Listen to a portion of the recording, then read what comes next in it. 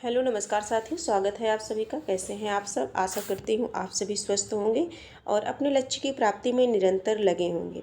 जैसा कि सभी लोग परिचित हैं, जानते हैं कि जो हमारी परीक्षा जनवरी में प्रस्तावित होने वाली थी, वो परीक्षा अब अप्रैल में होगी। तो हमें थोड़ा सा समय मिल गया है और जब समय मिल गया है तो हम सभी अपनी तैयारी को जो है बीच में छोड़ेंगे नहीं, बल्कि जैसे ही तैयारी हम सभी कर रहे थे जनवरी में परीक्षा मान करके, ठीक उसी तरह से हम अपनी तैयारी को कंटिन्यू रखेंगे और बेहतर बनाएंगे।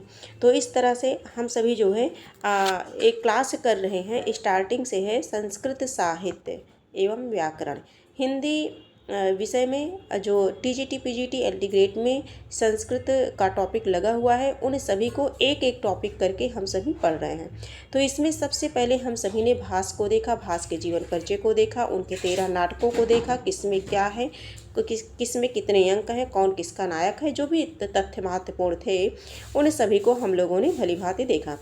फिर दूसरे नंबर पे आते हैं हमारे कालिदास। तो महाकवि कालिदास बहुत ही महत्वपूर्ण हैं।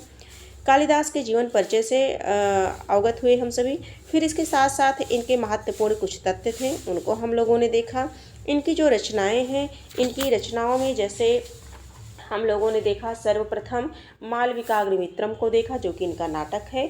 फिर विक्रमोर्वशीयम को देखा, है ना, जो द्वितीय रचना है इनकी। और विक्रमोर्वशीयम को के साथ साथ हम लोगों ने जो है अभिज्ञान शाकुंतलम, जो कि बहुत ही महत्वपूर्ण नाटक है इनका और जिसका चौथा भाग बहुत ही उपयोगी है। तो ये जो है हम लोगों ने इसके विषय में देखा और इनसे बनने वाले तमाम ऐसे जो है महत्वपूर्ण प्रश्न थे जो विभिन्न प्रतियोगी परीक्षा में आए हुए हैं, बने हुए हैं और जिनके बनने की संभावना है, उन सभी को हम लोगों ने भली भांति देखा, उनसे परिचित हुए। अब इसके साथ ही साथ अब जो हमारी अगली रचना थी ऋतु संहारम को भी हम लोगों ने देख लिया। देखिए, ये क्लास आपकी बहुत बड़ी नहीं होती है, बहुत कम समय में हम सभी अधिक से अधिक तथ्यों को जानने की कोशिश करते हैं। अब इसमें ऋतु संहारम के बाद आज जो हम सभी देखने वाले हैं, मेघदूतम को देखने वाले हैं। मेघदूतम क्या है? खंड काव्य है। किसकी रचना है? महाकवि कालिदास की रचना है और यह गीति काव्य भी है। ठीक है, विधा की दृष्टि से खंड काव्य गीति काव्य बताया गया। इसके दो भाग हैं। देखिए, पूर्व मेघ और उत्तर मेघ, दो भाग हैं। पहला भाग पूर्व मेघ है, दूसरा उत्तर मेघ है। इसका प्रधान रस अगर करें तो विप्रलंभ श्रृंगार है इसमें। देखिए, श्रृंगार के दो पक्ष होते हैं, एक संयोग श्रृंगार होता है, दूसरा विप्रलंभ श्रृंगार होता है। तो जो विप्रलंभ श्रृंगार होता है, यानी कि जिसे वियोग श्रृंगार कहते हैं, तो वही है इसमें। ठीक है, छंद मंदाक्रांता है। मेघदूतम की रीति है वैदर्भी रीति है। क्या है? वैदर्भी रीति है। उपजीव्य है कथानक ब्रह्मवर्त पुराण से एवं दूत की कल्पना वाल्मीकि रामायण से है। नायक इसका यक्ष है और नायिका यक्षिणी है। ये बहुत ही महत्वपूर्ण है। नायक और नायिका को हमेशा ध्यान में रखना चाहिए, कोई भी रचना हो, कौन नायक है और कौन नायिका है। और ब्रह्मवर्त पुराण से हेममाली है यक्ष का नाम और यक्षिणी का नाम क्या है? विशालाक्षी। आगे हम देखेंगे, कथानक देखेंगे। दूत काव्य के रूप में एक गीत काव्य है यह, जिसमें एक यक्ष का विरह वर्णित है, एक वक्ष की विरह दशा का वर्णन किया गया है। 50 से अधिक संस्कृत टीकाएं हैं इसमें। किसमें क्या पढ़ रहे हैं हम सभी? तो महाकवि कालिदास की रचना मेघदूतम पढ़ रहे हैं। मेघदूतम कैसा काव्य है? गीति काव्य है, खंड काव्य की श्रेणी में भी आता है और ये कालिदास की रचना है। इसे दो भागों में विभाजित किया गया, पूर्व मेघ उत्तर मेघ, और विप्रलंभ श्रृंगार इसमें प्रधान रस है। आगे हम सभी देखते हैं थोड़ा सा, यक्ष और यक्षिणी इसके नायक और नायिका हैं। आगे जो हमारा तथ्य है, हाँ,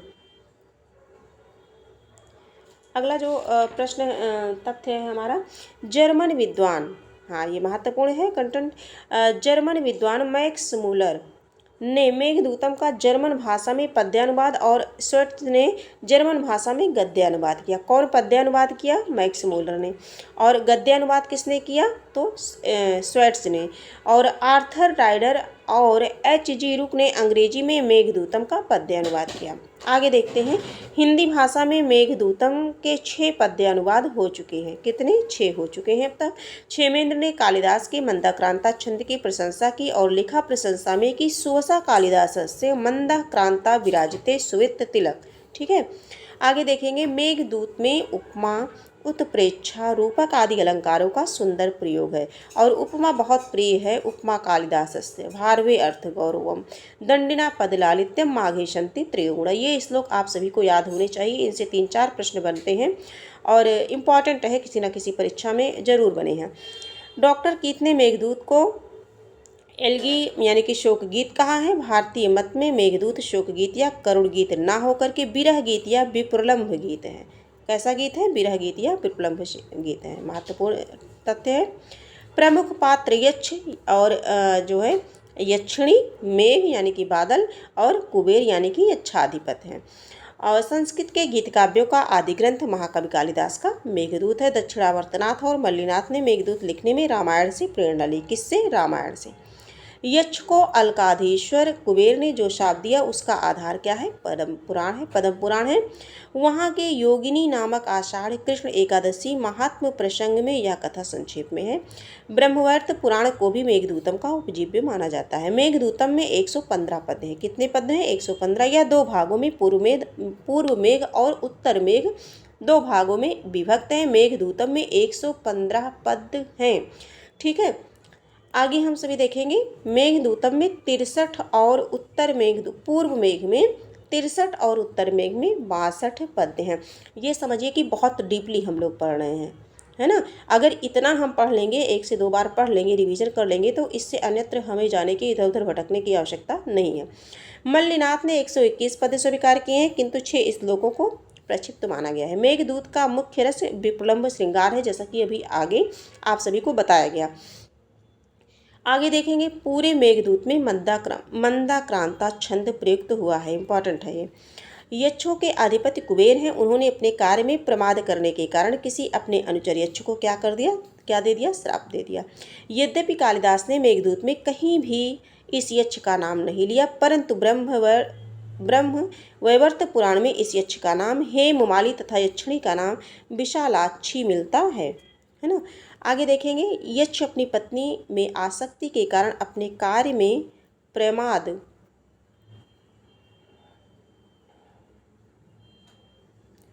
करता है, इसलिए कुबेर ने 1 वर्ष तक अपनी पत्नी से वियुक्त रहने का शाप दिया।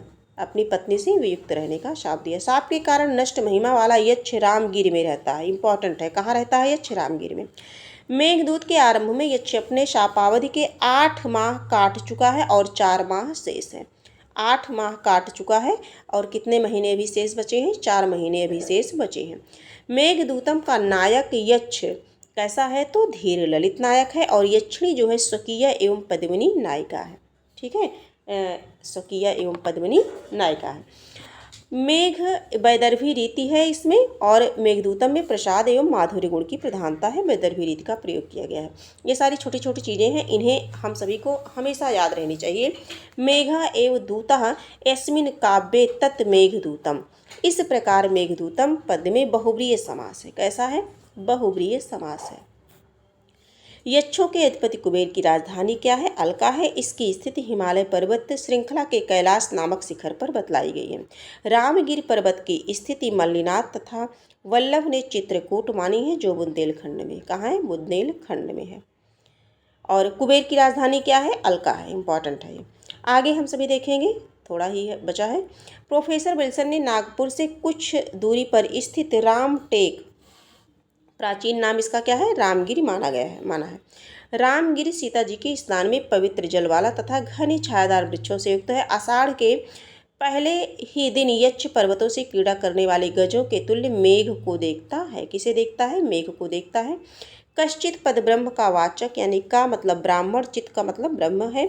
इस प्रकार 2 बार श्रवण होने से मंगलाचरण हो जाता है। मेघदूत का मंगलाचरण वस्तु निर्देशात्मक मंगलाचरण है। कैसा है? वस्तु निर्देशात्मक मंगलाचरण है। तो एक बार थोड़ा सा रिवीजन कर लेते हैं कि हम लोगों ने क्या क्या सीखा है ना। जो हम लोगों ने पढ़ा है, थोड़ा सा जो है रिवीजन हो जाएगा। हम लोगों ने आज की क्लास में देखा मेघदूतम, और मेघदूतम को देखा कि ये कैसा काव्य है। तो ये गीति काव्य है, खंड काव्य के अंतर्गत भी आता है।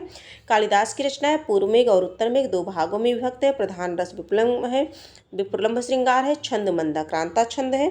आगे हम सभी देखेंगे ये वैदर्भी रीति का प्रयोग किया गया है। इसका जो उपजीव्य है, यानी कि ये जो लिया गया है ब्रह्म वैवर्त पुराण से, एवं दूत की कल्पना वाल्मीकि रामायण से। नायक यक्ष और यक्षिणी है। ये एक दूत काव्य के रूप में एक गीत काव्य है, जिसमें यक्ष के विरह का वर्णन है और 50 से अधिक इसमें टीकाएँ हैं। थोड़ा सा और है, इसमें देख लेते हैं। जर्मन विद्वान ने, फिर हम लोगों ने देखा मेघदूत का जर्मन भाषा में पद्य अनुवाद और स्वेट्स ने जर्मन भाषा में गद्य अनुवाद किया है। आर्थर राइडर और H.G. रूक ने अंग्रेजी में मेघदूतम का पद्य अनुवाद किया, ये भी ध्यान रखेंगे। और अभी तक हिंदी भाषा में मेघदूतम के 6 पद्य अनुवाद हो चुके हैं। बाकी उनकी प्रशंसा में हम लोगों ने इस तरह से देखा, और उपमा, उत्प्रेक्षा, रूपक आदि अलंकारों का इसमें सुंदर प्रयोग किया गया है। डॉक्टर कीथ ने मेघदूत को एल्गी गीत कहा है, यानी कि शोक गीत कहा है। भारतीय मत में ये जो है विरह गीत या विप्रलंभ गीत के नाम से जाना जाता है, शोक गीत या करुण गीत नहीं, है ना, विप्रलंभ या जो है विरह गीत। इसके साथ साथ यक्ष और यक्षिणी नायक नायिका को हम लोगों ने देखा ही। और इसके बाद जो है हम लोगों ने देखा मेघदूतम में 115 पद्य हैं, या 2 भागों में, पूर्व मेघ उत्तर मेघ, है ना। ब्रह्मवर्त पुराण को भी मेघदूतम का उपजीव्य माना जाता है। आगे देखेंगे, पूर्व मेघ में 63 और उत्तर मेघ में 52 पद हैं। मल्लिनाथ ने 121 पद स्वीकार किए, किंतु 6 श्लोकों को प्रचित माना है। अब यहाँ थोड़ा सा देखेंगे मेघदूतम का मुख्य, ये विप्रलंभ पहले ही पढ़ चुके हैं। मंदाक्रांता छंद है। यक्षों के अधिपति जो है कुबेर हैं, और अपने प्रमाद के कारण किसी अपने अनुचर यक्ष को सौंप दे देते हैं। इन सारी चीज़ों को हम लोगों ने देखा, ठीक है। फिर आगे हम लोगों ने थोड़ा सा देखा कि रामगिरी पर्वत की जो चर्चा होती है, ये इम्पॉर्टेंट है। रामगिरी पर्वत पर यक्ष रामगिरी में रहता है ना, और 8 माह काट लेता है, 4 माह से इसके बचे हुए हैं। और कैसा है, धीर ललित नायक है, और स्वकीय पद्मिनी नायिका है यक्षिणी। ये इतनी सारी चीज़ें हैं। माधुर्य और प्रसाद गुण है, वैदर्भी रीति का प्रयोग किया गया है इसमें। और कुबेर की जो राजधानी है वो क्या है, अलका है, इंपॉर्टेंट है। रामगिरी पर्वत की स्थिति मल्लिनाथ ने, वल्लभ ने चित्रकूट मानी है, ठीक है। मल्लिनाथ तथा वल्लभ ने चित्रकूट मानी है, जो बुंदेलखंड में है। तो ये सारी चीज़ें हम लोगों ने देखी। किसमें देखी, जो है किस रचना में देखी, तो ये जो रचना है ये मेघदूतम है ना। मेघदूतम किसकी रचना है, कालिदास की। तो आज इन्हीं एक ही रचना के साथ हम अपनी क्लास को यहीं कंप्लीट करते हैं। हम फिर मिलेंगे जो कालिदास की अन्य रचना है, यानी कि कुमार संभवम और रघुवंशम को लेकर के हम आप सभी के समक्ष फिर उपस्थित होंगे। और हाँ, मैं ये बताना चाहूँगी, जिस बुक से हम सभी पढ़ रहे हैं, ये बुक है हिंद संस्कृतम, यानी कि संस्कृत गंगा से, ठीक है। और आप चाहे तो इसे मंगा सकते हैं, और बहुत परेशान होने की ज़रूरत नहीं है अगर नहीं मिल रही है तो। और वैसे भी मिल जाएगी, आप ऑनलाइन भी बाय कर सकते हैं। आपकी सरलता के लिए मैं ये बताना चाह रही हूँ आपसे, क्योंकि कमेंट में भी कई बार जो है आया कि मैम ये बुक कहाँ से, कैसी है। तो आपको मैं बता दूँ कि आप ऑनलाइन बाय कर सकते हैं इसे, और बहुत ही महत्वपूर्ण पुस्तक है।